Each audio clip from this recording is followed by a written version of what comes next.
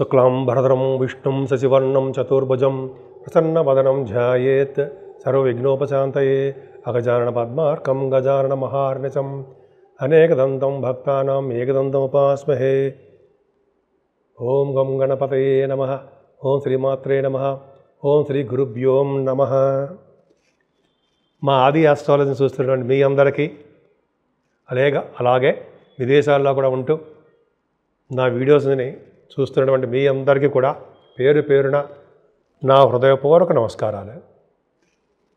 ఇప్పుడు మనం ఏప్రిల్ నెల 20th నుంచి 26th ఏప్రిల్ వరకు కూడా ఈ వారం రోజులు గ్రహాలు ఇచ్చే ప్రభావాలు 12 రాశుల మీద ఎలా ఉండబోతున్నాయో ఇప్పుడు మనం తెలుసుకుందాం.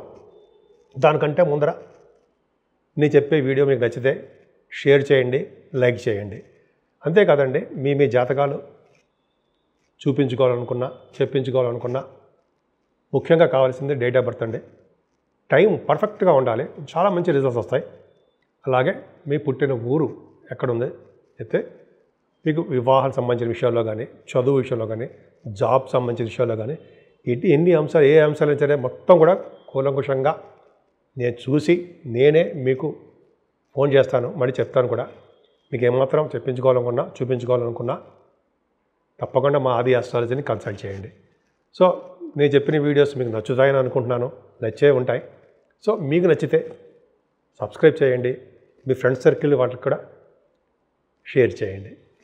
ఇప్పుడు మనం కర్కాటక రాశి వారికి మీ రాశిలోనే కుజుడు ఉన్నాడండి. కొద్దిగా ఆయన నీచ స్థితిలో ఉండడం వలన అద్భుతమైన ఫలితాలు మాత్రం ఇవ్వలేడండి ఆయన మీకు. కానీ ఆయన ఇవ్వలేని పాత్రాన మనం ఆయన వదిలేస్తామా? ఆయన చక్కగా ఆయన పూజిస్తూనే ఉంటాం. మనం ఆయన పూజించాలి కూడా. సుబ్రహ్మణ్య స్వామిని ఎంత పూజిస్తే, ఎంత ఆరాధిస్తే అంత అద్భుతమైన ఫలితాలు ఇస్తారు కదండి. మీకు తెలియదా? పైగా మీ రాశికి అత్యంత రాజయోగకారకుడు ఎవరయ్యా అంటే సుబ్రహ్మణ్యుడే. అంత అద్భుతం కదండి. సరే, అది పక్క పెడతామండి. ధనం విషయంలో మీరు ఏమాత్రం ఇబ్బంది పడరు. కర్కాటక రాశి వాళ్ళు మీరు సెకండ్ హౌస్ లార్డ్ దశమంలో ఉన్నాడు కదండి. మీ వ్యాపారాల ద్వారా, అలాగే మీ చేస్తున్నటువంటి ఉద్యోగాల ద్వారా అద్భుతమైన ఫలితాలు. నిజంగా కొంతమంది ఐఏఎస్ ఆఫీసర్లు, ఐపీఎస్ ఆఫీసర్లు కూడా ఉంటారు. వాళ్ళకి రవి ప్రభావం బాగా ఉండాలి కదండి. గవర్నమెంట్ ప్రొఫెషన్, రాజకీయ నాయకులకి వీళ్ళందరికీ రవి బ్రహ్మాండంగా ఉన్నాడు. ద్వితీయాధిపతి దశమంలో ఉన్నాడంటే వాళ్ళు వెనక్కి తిరిగి చూసుకోకర్లా. సరే, అది పక్క పెడదాం. అంటే ఫైనాన్షియల్గా చాలా బాగుంటుంది అర్థం అండి. ఇంకా కేతు ప్రభావం ఉందండి మీకు 3వ భావంలో. మంచి చేస్తాడు. చక్కటి ప్రయాణాలు, దగ్గర ప్రాంత ప్రయాణాలు, మీ తోబుట్టువులు కలవడాలు, వాళ్ళ సహాయ సహకారాలు మీరు అందించడాలు అద్భుతం కదండి. మీకు భూములు, వాహనాలు, వస్త్రాలు, గృహము ఇవి కొనుక్కోవడానికి అవకాశాలు ఎక్కువ. న్యూస్ గ్యాదరింగ్ కూడా మీరు బాగా చేస్తారండి.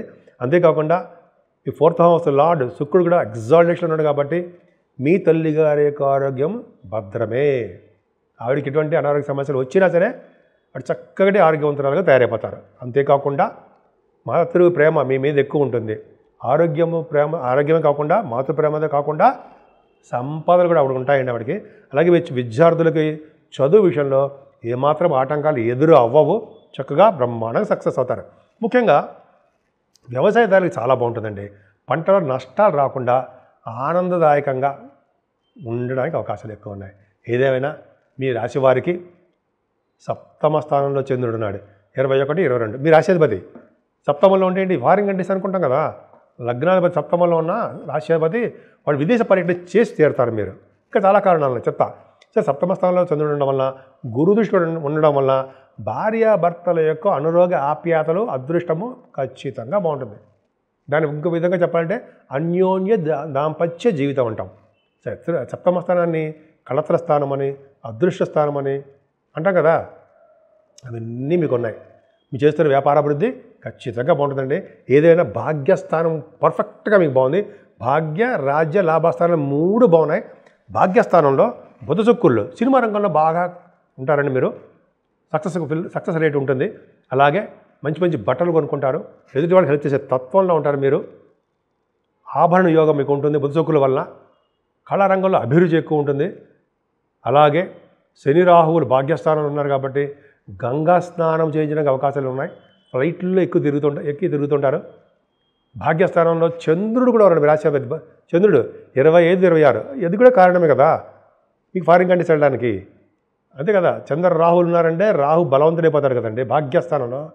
సో కాశీ వంటి క్షేత్ర దర్శనాలు, కాలభైరవ స్వామి యొక్క దర్శనాలు, అష్టకాల భైరవులు కాశీక్షేత్రంలో ఉన్నారు కదా, ఆ దర్శనాలు మీకు జరగబోతున్నాయండి షార్ట్లీ రాహు ప్రభావంలో. సరే ఇది చెప్పుకునేది చాలా ఉంటుందండి. సరే మనం దశమస్థానానికి వచ్చేద్దాం. సార్ 10th భావంలో రవి ప్రొఫెషనల్గా బాగా డబ్బులు సంపాదించుకుంటారు, అంటే ప్రమోషన్స్ వస్తాయి అని అర్థమైపోతుందండి. అలాగే ఇందా నేను చెప్పాను సార్, గవర్నమెంట్ ప్రొఫెషనల్ రవి బాగా ఉన్నాడంటే ఈ మిలిటరీ వాళ్ళకి, అలాగే హై పొజిషన్ పొలిటికల్ రంగంలో ఉన్న వాళ్ళకి, అంటే ప్రైమ్ మినిస్టర్స్ మనం అంటాం కదండి రవి బాగుండాలంటే. అలాగే ఐఏఎస్ ఐపీఎస్ ఆఫీసర్లు అని అంటాం కదా, రవి పవర్ఫుల్గా ఉన్నాడంటే మేషరాశిలో, అగ్నితత్వ రాశిలో, ఎగ్జాల్టేషన్లో ద్వితీయ భావాధిపతి ఉన్నాడంటే మాట్లాడండి మీకు సూపర్. పైగా దశమంలో ఉన్నాడు అంటే దశమంలో రవి దిగ్బలుడు, అత్యంత బలవంతుడు. సూర్యభగవాన్ నమస్కారాలు చేసుకోండి, అన్ని రంగాల్లో మీరు ముందంజలో ఉంటారు, ముఖ్యంగా రాజకీయ రంగంలో. సరే పక్క పెడదామండి. గురుడు 11వ భావన చూడండి, ఒక దాని తర్వాత ఒకటి ఎలా ఉందో.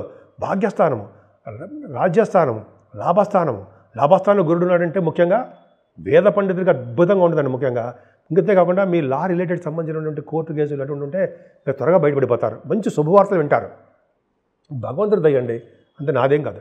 సో అది ఖచ్చితంగా జరుగుతుంది.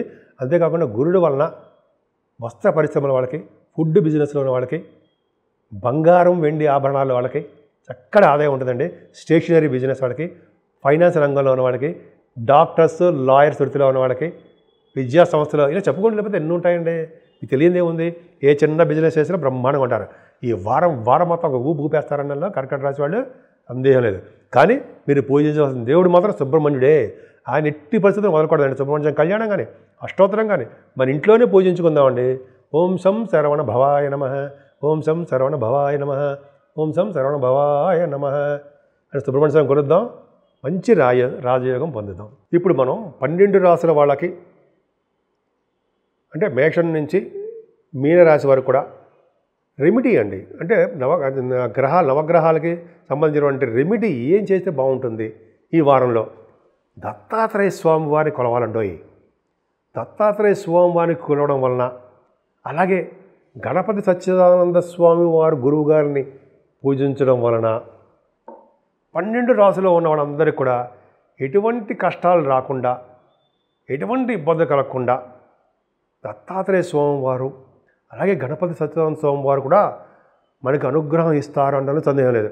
పైగా పెళ్లి కాని వారికి పెళ్ళి అవ్వడం, సంతానం లేని వాళ్ళకి సంతాన యోగ్యత కలగడము, ఉద్యోగ భద్రత లేకుండా అయ్యే బాబాయ్ ఉద్యోగాలు ఎప్పుడు పోతాయరా అనుకున్న వాళ్ళకి ఉద్యోగంలో నిలకడ ఉండడము, అలాగే వివాహాది వేడుకలు దగ్గరకు వచ్చిన సంబంధం కొంతమంది ఆగిపోతుంటాయి, ఆ వివాహ వేడుకలు కూడా కరెక్ట్గా జరగడము, ఎటువంటి ఆటంకాలు కలగకుండా జరగడం కోసం, అలాగే భార్యాభర్తల అనురాగం కోసం, అలాగే కొంతమంది రియల్ ఎస్టేట్ రంగంలో ప్రాబ్లమ్స్ ఫేస్ చేస్తుంటారు, వాళ్ళకి వీళ్ళందరికీ ఎటువంటి ప్రాబ్లమ్స్ లేకుండా అన్ని రాశుల వాళ్ళకి కూడా గ్రహాల వలన వచ్చే దోషాలు చాలా మటుకు పరిహారం అయిపోవడానికండి దత్తాత్రేయ స్వామి వారికి మించిన దేవుడే లేడని చెప్పి అంటాం కదా.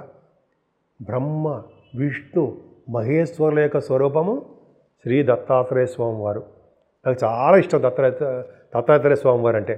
అలాగే గణపతి సచ్చిదానంద స్వామి వారి యొక్క శిష్యుని కూడా నేను 1977 నుంచి. సరే అది పక్కన పెడతాను, తర్వాత చెప్పుకుందామండి. ఆ గురువుగారికి పూజించడం వల్ల గురువుగారికి బ్లెస్సింగ్స్ ఉంటారండి. ఏ ప్రాబ్లమ్స్ లేకుండా ముందు ఆయనే కాపాడేస్తుంటారుగా మనల్ని, ఆయన కాపాడుతూ ఉంటాము.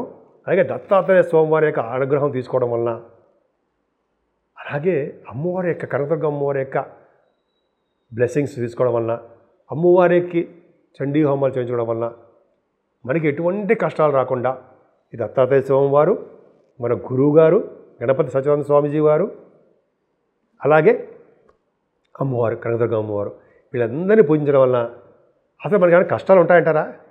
ఏ మాత్రం ఉండవు. భగవద్గీతలో కృష్ణుడు కూడా చెప్తాడు కదండి మనకి. సో ఈ విధంగా కష్టాలు రాకుండా మనల్ని సర్వదా కాపాడే స్వామి దత్తాత్రేయ స్వామి. సో ఆయన పూజిద్దాం, ఆయన యొక్క అనుగ్రహానికి మనందరం పాత్రలు అవుదాం.